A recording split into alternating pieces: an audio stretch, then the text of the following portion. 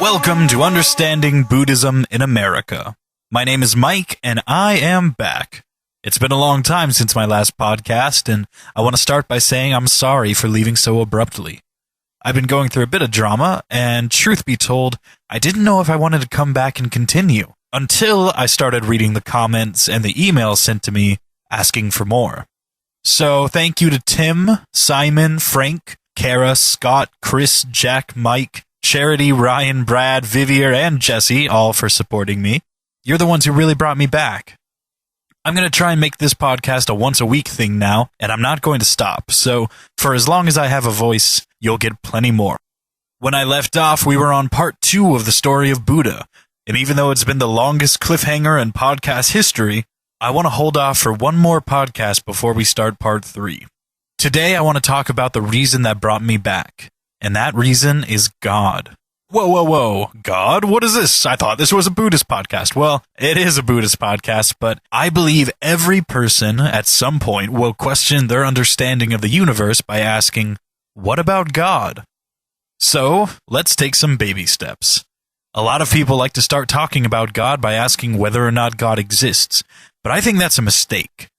If we were to talk about an animal I've never seen before, like a zebroid, my first question wouldn't be, do zebroids exist? My first question would be, what the hell is a zebroid? Well, a zebroid is the offspring of a zebra and a horse or a donkey, but what in the world is God? Answering that question is pretty tricky without stepping on toes, but I think the answer lies in all of the studies done on God, which we now call religions. After all, that's what a religion is, isn't it? A study of the spiritual aspects of the universe. There have been many different books written, like the Old and New Testaments of the Bible, the Quran, the Tripitaka, the Angas, the Vedas, the Tao Te Ching, and so on about what spirituality is all about in this earthly realm of ours. I don't like to call any of them right or wrong because, according to Buddha, right and wrong are just dualities. Dualities exist only because we invented them. There's a gradient between every two extremes that our minds really like to ignore, because it's easier to see the world as black and white rather than some kind of color and some kind of color. There are no opposites, really, because within any pair of opposites, it becomes clear that one side cannot exist without the other.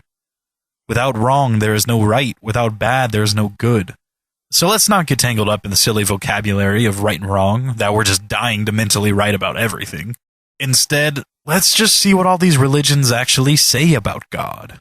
I'm going to start with a quote from the Buddha himself. I do not care to know your various theories about God. What is the use of discussing all the subtle doctrines about the soul? Do good and be good, and this will take you to freedom and to whatever truth there is. I love this quote, and I think it's a great way to kick things off because it really shows you that no matter what you believe, the truth is always simpler than the thought. For Hinduism, in chapter 13 of the Bhagavad Gita, it says the supreme truth exists both internally and externally, in the moving and the non-moving. He is beyond the power of the material senses to see or to know. Although far, far away, he is also near to all. Although the supersoul appears to be divided, he is never divided. He is situated as one. Although he is the maintainer of every living entity, it is to be understood that he devours and develops all.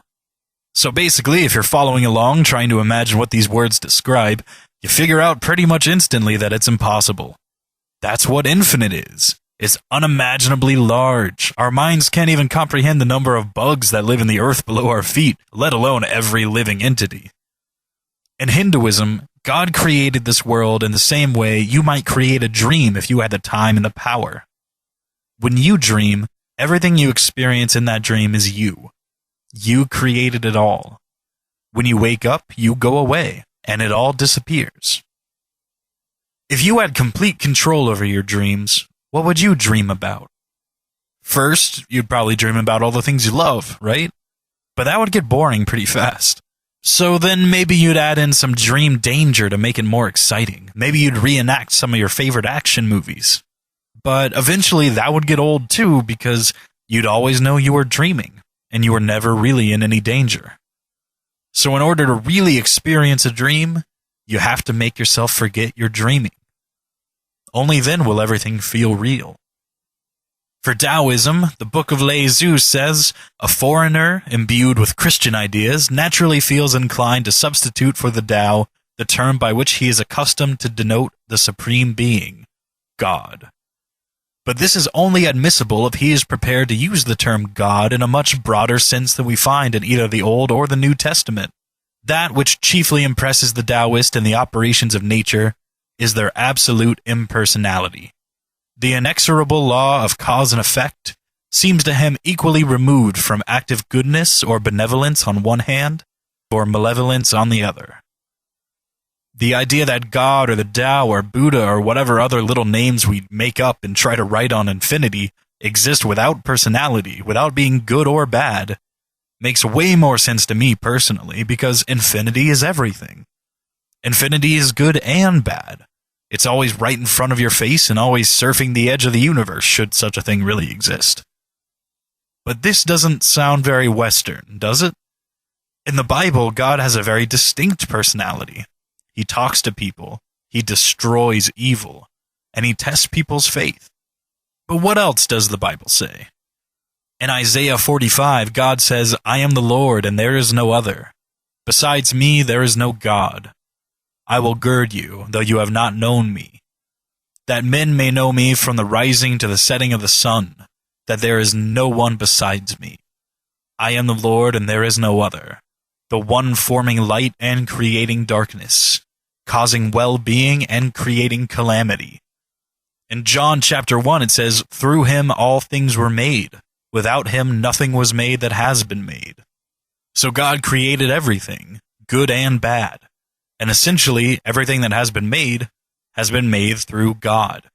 That's a really good way of putting that not only did God make everything, but everything that's been made contains God. It was made through him, not just by him. One of my favorite philosophers is Alan Watts, and he says, God is what nobody admits to being, and everybody really is. I find it interesting how many people can easily admit they believe God is everywhere, but often dismiss the notion that God is everyone. Why wouldn't this be true? Isn't everyone a part of everywhere? The term everywhere is as difficult for our minds to comprehend as the term infinity, because essentially they are the same. But everywhere definitely includes inside of us, in every cell, in DNA.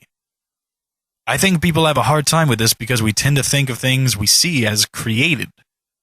So when a kid asks his mom or dad what trees are made of, I think a lot of parents would answer wood, leaves, branches, chlorophyll, bark, roots, cells, or whatever.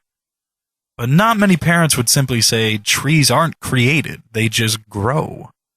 You can water a tree, and you can feed it fertilizer, but you can't assemble one. There's nothing right or wrong about seeing the world as a creation. The problem lies when one only sees it as a creation. The world is more than that. It's alive every day and every moment.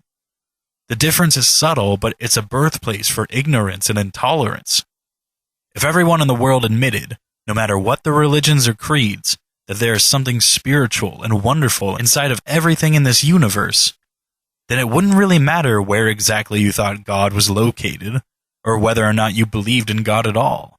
Because at that point, we'd all treat everything with the love, respect, and awe of spiritual unity. The cool thing is, we already live in this unity. Now we just have to realize it. My personal philosophy on God? I think of love and God as interchangeable labels. It's like all these people from all over the planet found out about this incredible love that we're all made of, and religions, flawed or not, are our way of trying to describe what it is and why it's there. There's nothing wrong with calling it God, love, soul, or anything else, because it exists outside of and even within all those labels. But the point isn't what to call it, the point is there's always someone out there who cares. Even in our darkest moments, a basic love for our fellow man is something we all have in common. The miracle is in the moment you realize how amazingly underappreciated that love is. It's the reason I return to this podcast. I'm a creature who lived 23 years on this earth until this very moment, and I was given a voice, one of the rarest assets in the animal kingdom, and I'm using it to say that love is not only real, it's undefinably amazing. I don't mind calling that a miracle, or even God. Not because I'm religious, but because if I apply all of my logic to understanding love, all I see is how lucky I am to be here because of it, and how lucky I am to feel it. I don't really give a crap about being a good person for the judgment of a divine being. I give a crap about being a good person for my friends, my family, and the strangers I meet along the way who could use help, or maybe just a good memory. I think Ziggy Marley said it best, love is my religion. So the non-conceptualizable concept of God doesn't have to be a rejection of reason or logic. It can just be an understanding that some loves are so vast and amazing, we'll never be able to fully comprehend them. So why not focus instead on trying to return the unimaginable favor? Because in the end, what other way of living could be more fun? Now, I've talked a little bit about science before in my podcast, if my memory serves me right, and this inconclusive conclusion of mine about God seems to fit with science pretty well. Only while Christians call Christ Christ, and Taoists call the Tao Tao, and Buddhists call Buddha Buddha, science's closest label on infinity, in my opinion, is space. I believe love/God is infinite. Most religions agree on this as well, and space behaves exactly the same way. It's everywhere. It's in everything. Everything that exists couldn't exist without it, and nothing exists without it. Everything is made of it. Many people have heard of the Big Bang Theory, that the universe is expanding from a single point where everything existed in the same tiny little spot until something happened. Space was injected into that dense little spot. Only it wasn't a little spot because in order for us to see a spot, we need a background of a different color behind it. But there is no color behind this non-spot. Everything was this non-spot. And then the Big Bang. Space. Particles suddenly had the chance to form into atoms, which formed into elements, and everything just kind of expanded and has been expanding ever since. There are many stories about the creation of the universe, and some people say the Big Bang proves there must have been a creator. Because why else would that change between non-space and space happen? We tend to think events happen because of coincidence, nature, man, or God, but maybe those are all the same thing. At any rate, it's up to every individual to draw their own non-conclusive conclusions about the universe, God, and love. And I'm not doing this podcast to persuade anyone to believe in my beliefs. But I certainly wouldn't mind persuading people to believe that the more perspective one gets about a certain subject, the clearer that subject becomes. I personally don't think the non-conceptualizable concept of God is an exception to that. I think every religion has quite a few lessons that are accessible to anyone who dare look. With all that said, I'd like to end this podcast with a quote from the Quran. Believers, Jews, Sabians, or Christians, whoever believes in God and the last day and does what is right, shall have nothing to fear or regret. Thank you for listening to Understanding Buddhism in America. My name is Mike, and if you'd like to reach me for questions, comments, or shoutouts, you can email me at understandingbuddhisminamerica@gmail.com. Next week, we'll continue on with Part 3, The Return of the Buddha.